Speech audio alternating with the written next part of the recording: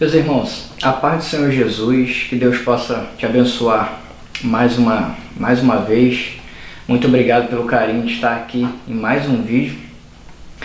E hoje eu gostaria de comentar sobre um vídeo que eu assisti há poucos dias de um pastor que é presidente de uma convenção da Assembleia de Deus de dois estados, que é do Pará e do Mato Grosso. E aquele ali me chamou a atenção e eu gostaria de abordar esse assunto nesse vídeo para que a gente pudesse comentar alguns pontos que eu gostaria de destacar nesse vídeo. Meus irmãos, a Assembleia de Deus é uma igreja centenária, é uma igreja que já passa dos seus 100 anos, é uma igreja muito respeitada, onde passaram por ali muitos homens de Deus, e aonde tem até hoje muitos homens compromissados com a palavra, homens sérios, mas eu tenho percebido alguma diferença nas assembleias. Eu não estou nem dizendo ao ponto de... Antigamente eu vou falar para você o que eu via. Nas Assembleias de Deus a gente sempre via aqueles pregadores um pouco mais velhos, casados, com filhos, aqueles chefes de família, homens até acima dos 40 anos que eram pastores, que só em você olhar para eles você já via que eram homens um pouco mais sérios. Hoje eu estou vendo muito pastor com cara de playboy, se é que a gente pode falar que alguém tem cara de pastor, cara de playboy, mas tenho visto uma juventude. E às vezes eu fico muito preocupado com isso. Não estou dizendo que os jovens não são incompetentes para o ministério, não têm capacidade para isso, não é isso. Há muitos jovens, muitas pessoas que realmente são obreiros aprovados, como diz 2 Timóteo 2,15, né? Obreiros que sabem manejar bem a palavra do Senhor. Mas eu vi uma certa mudança. Eu não estou dizendo nem quero dizer sobre roupa, porque antigamente você via no púlpito da Assembleia todo mundo de blazer, de terno e gravata, todo mundo, até ali, aqui na Assembleia de Deus costuma ter um altar aqui, várias cadeiras, onde presbítero, evangelista e os pastores, os diáconos não sentam aqui, porque os diáconos estão na porta recebendo as pessoas, estão fazendo outras atividades na igreja, até vendo alguns lugares, às vezes a igreja está cheia, são os diáconos que providenciam alguns lugares para as pessoas poderem sentar. E aqui atrás do pastor, nessas cadeiras aqui em cima no ministério, sempre realmente ficavam os presbíteros, os evangelistas, os pastores. E era normal você ver essas pessoas de terno e gravata. Hoje você já vê uma roupa um pouco mais diferente. Parece até aquela roupa igual o jovem vai para o shopping. Aquela roupa mais descolada, aquela roupa, uma camisa polo, aquela calça apertadinha, né? Enfim, eu não estou nem falando de roupa. Que as roupas mudaram? Sim, mudaram. Hoje você não vê os pregadores mais com terno e gravata. Isso muda? Não muda. Só estou falando que era uma coisa que você não via ninguém nas Assembleias de Deus pregando com camisa polo. Você via até na escola dominical, porque você já percebeu a diferença da roupa da escola bíblica dominical para aquele dia da ceia, né? A roupa da escola bíblica dominical é aquela roupa que a pessoa pegou atrasada, pega qualquer coisa, a escolinha bíblica. Eu estou brincando aqui, irmão, mas é mais ou menos isso mesmo. E aí o mesmo dia, o mesmo domingo, olha a roupa que a pessoa vai para a escola bíblica dominical, principalmente quando a igreja tem escola bíblica dominical de manhã e o culto é à noite. Quando tem igreja que a escola bíblica é às 18 horas ou 17 horas e dali já dá continuidade com o culto. Ali você vê todo mundo alinhado. Agora, se a escolinha for 9 da manhã, você vai ver aquelas pessoas ali com uma roupa totalmente diferente da ceia à noite. Na ceia à noite parece até a noite do Oscar. Todo mundo muito bem elegante, as mulheres com aqueles vestidos lindos, o homem com aquele terno caríssimo, aquela coisa assim, muito elegante. Mas observa a roupa da escola bíblica dominical e observa a da ceia, para você ver a diferença que tem. Mas não é esse assunto que eu quero comentar. Eu queria comentar sobre esse presidente dessa Assembleia de Deus que tem tanto no Pará quanto no Mato Grosso. Irmãos, esse pastor, ele tira o microfone do pastor da igreja e inclusive chega a empurrá-lo. Não sei se vocês chegaram a assistir esse vídeo. Que coisa feia, irmãos. Que briga na igreja. E aquilo ali, irmãos, o que provavelmente está acontecendo ali? Briga por ganância, por poder, por dinheiro. E vindo, irmãos, de uma igreja que eu já disse para você, uma igreja séria, uma igreja centenária. Parece que o irmão, esse presidente aí, está com 88 anos, irmão, está na hora de ir embora, está na hora de passar o bastão para outra pessoa. 88 anos, irmão, para que quer dar continuidade naquilo ali? Já contribuiu com a obra, irmãos, passa para outro. Mas tudo indica que o irmão realmente quer morrer no poder. E o que é pior, irmão? O que é pior do que isso? O pior, irmão, pior do que isso, é que você vê, quando você vê quem é o presidente, quando você vê quem é o primeiro vice-presidente, você vai ver que é o filho. Ou seja, o pai depois vai passar o bastão para o filho.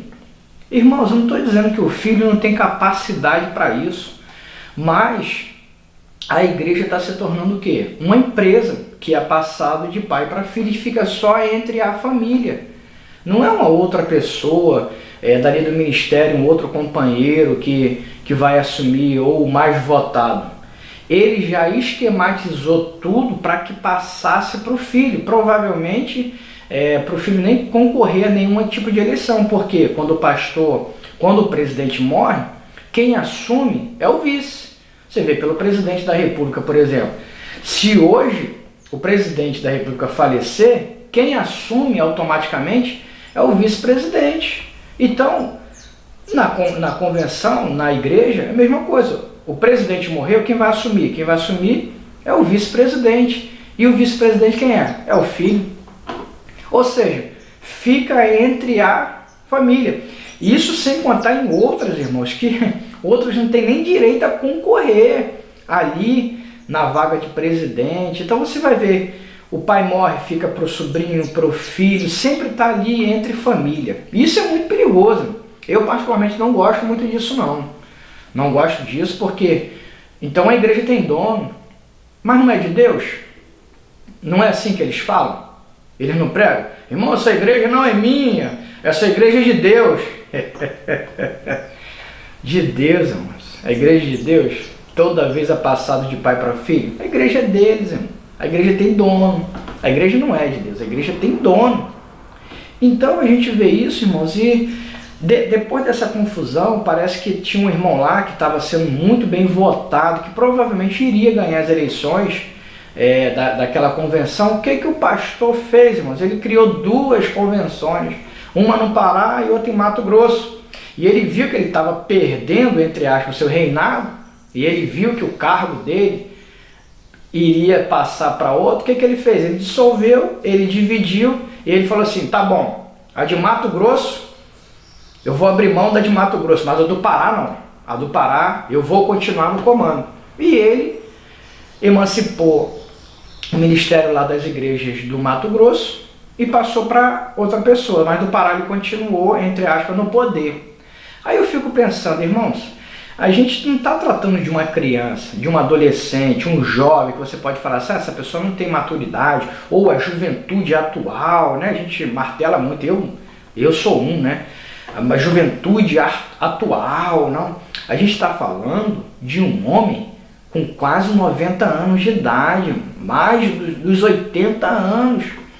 Eu soube que ele tinha 88. Tudo bem, pode até não ter 88, de repente tem um pouco menos, mas acima dos 80 tem. Ou seja, ele veio de uma outra geração, E como eu disse, irmãos, muito tempo no poder, já está na hora de passar para outra pessoa. Mas o que é isso? O que eu vejo? O que eu vejo? Ganância, poder, dinheiro. Irmãos, a igreja não é de Deus? Se é de Deus, para que essa briga toda? Pelo poder, por ser presidente da convenção. Irmãos, essas igrejas, esses ministérios, algumas vezes saem até morte. Aí eu fico pensando, isso é crente? Isso é crente? A pessoa que se diz ser tão séria, aquele homem de Deus, né? Aquela coisa toda, aquele respeito todo pelos membros. Mas quando você vê, irmãos, ele faz uma coisa tão errada quanto os políticos corruptos, que a população odeia, que a população fica massacrando. Só que os homens de Deus, né? Os homens de Deus, irmãos, eles agem de uma forma muito parecida. Por quê? Porque não quer perder o poder, não quer perder o comando daquilo ali e quer dar continuidade com a sua família. Por quê, irmãos? Olha, irmão, provavelmente é porque tem muito dinheiro envolvido nisso. Muito, muito dinheiro. E é o que eu falo para vocês. E naquele grande dia, quando Jesus falar, vinde benditos de meu Pai, ou apartai-vos de mim. Esses homens, irmãos, que a gente acha que é tão sério, tão santo, tão isso, tão aquilo, qual frase será que eles irão ouvir de Jesus? É claro, não cabe a nós dizer quem está no céu, quem está no inferno, somente a Deus, Deus é que sabe. Mas pelas atitudes aqui na terra, a gente vê que não é atitude de cristão, não é atitude de um homem que ensinou a sã doutrina. Irmãos, muito cuidado com esses ministérios, muito cuidado com essas pessoas, entre aspas, que nunca largam o osso, nunca quer largar o poder. Uma igreja, para finalizar o vídeo aqui, eu vou falar mais ou menos a minha opinião, o que eu penso a respeito. Irmãos, quando a gente toma a nossa atitude de entregar nossa vida para Jesus, independente da idade, há pessoas que tomam a sua... Claro, né? Não estou nem dizendo aquelas pessoas que nasceram num berço evangélico e que tomaram a decisão com 13, com 14 anos, depois se batizaram, e aquela história que você já conhece, né? Ah, eu só vim conhecer Jesus com 15, meu pai é pastor e eu fui criado na igreja, mas eu era rebelde. Eu não estou nem falando desses casos. Eu estou falando de pessoas que realmente vieram do mundão, não tiveram pais evangélicos, não tiveram criação nenhuma evangélica como a minha, como foi o meu caso. Eu entreguei minha vida para Jesus com 21 anos de idade. Então há pessoas que decidem, né, tomam a sua decisão, né, de aceitar Jesus, como a gente costuma falar nas igrejas, com 16 anos, com 20 anos, com 30, com 40 anos, enfim, independente da idade, quando você toma a sua decisão, começa a dar os primeiros passos em algum ministério, irmãos, você não sabe o que é arminianismo, o que é calvinismo, o que a igreja prega, o que a igreja deixa de pregar, como que é a convenção. Irmão, você não sabe nada disso, nada. Mas vai passando o tempo, você vai tomando conhecimento, você vai entendendo uma coisa e vai entendendo outra. Bom, essa mensagem não é para você que é novo convertido, porque você provavelmente não vai entender. Mas é uma mensagem de você que já é um obreiro e de você que já caminha há muitos anos. Olha, irmãos, hoje eu aconselho você a procurar uma igreja que você vê que realmente, entre aspas, não tem dono. Quando você vê essas igrejas que são passadas de pai para filho, irmãos, eu não vejo uma igreja saudável, não vejo mesmo. Eu não vejo uma igreja saudável. Porque eu vou falar uma coisa para você. Quando acontecer de um pastor adulterar, quando acontecer de um pastor fizer alguma coisa errada, irmãos, é muito difícil tirar esses homens do poder, tirar da igreja, a não ser que ele se toque. Ah, poxa, que besteira que eu fiz, então eu vou me ausentar. Porque, irmãos, não tem um presbitério, não tem uma convenção, não tem nada que tire esses homens da frente do trabalho. Então procure igrejas sérias, mas igrejas que você sabe que se um pastor tiver que sair, alguém tiver que tirar, que haja um corpo, que haja um ministério que possa realmente tirar esse pastor e colocar um pastor sério. Essas igrejas eu vejo um pouco mais séria. Eu aconselho vocês a procurarem uma igreja que seja mais ou menos assim. Não estou nem dizendo placa de igreja nenhuma. Não falei nada de batista, nem metodista, nem assembleia presbiteriana, não. Placa de igreja nenhuma. Mas, quando você vê uma igreja que você sabe que o dono daquela igreja é o pastor fulano de tal, irmãos, eu acho muito perigoso, porque eu estou dizendo que eles não são sérios? Não, não é isso. Mas, irmãos, dificilmente você vai falar alguma coisa, o pastor vai acatar. Se você falar, pastor, isso aqui não está de acordo com a palavra de Deus. Irmãos, você é o rebelde. Vai falar para os irmãos, toma cuidado com o irmão fulano de tal, porque ele, tá com uns assuntos aí. Por quê? Você já viu a sua palavra ter força assim como tem a do pastor? Claro que não. Daqui a pouco você vai ver que ele começa a partir para um outro lado. A gente está vendo muita briga aí. Por exemplo, tem uma igreja aí de Belo Horizonte aí que tem uma briga terrível entre os irmãos. Uma briga entre os irmãos. E uma igreja que praticamente já pode se considerar que é neopentecostal. Você acha que essa briga está sendo saudável pelo poder? É o poder, irmão. É muita grana. Ninguém quer largar o osso. Ninguém quer perder esse prestígio, não. Um processando o outro para tirar o nome da igreja. Irmãos, é a igreja de Deus? Isso é de Deus? Irmãos, cada vez mais igrejas megalomaníacas, igrejas poderosas, igrejas gigantescas. Mas eu pergunto e encerro esse vídeo. Jesus está do lado de dentro ou Jesus está do lado de fora dessas igrejas, batendo a porta e dizendo, me deixa entrar, eis que estou à porta e bato, se alguém ouvir a minha voz e me deixar entrar, eu entrarei e cearei com ele. Eu pergunto, você acha que Jesus está do lado de dentro ou Jesus está do lado de fora de muitos ministérios?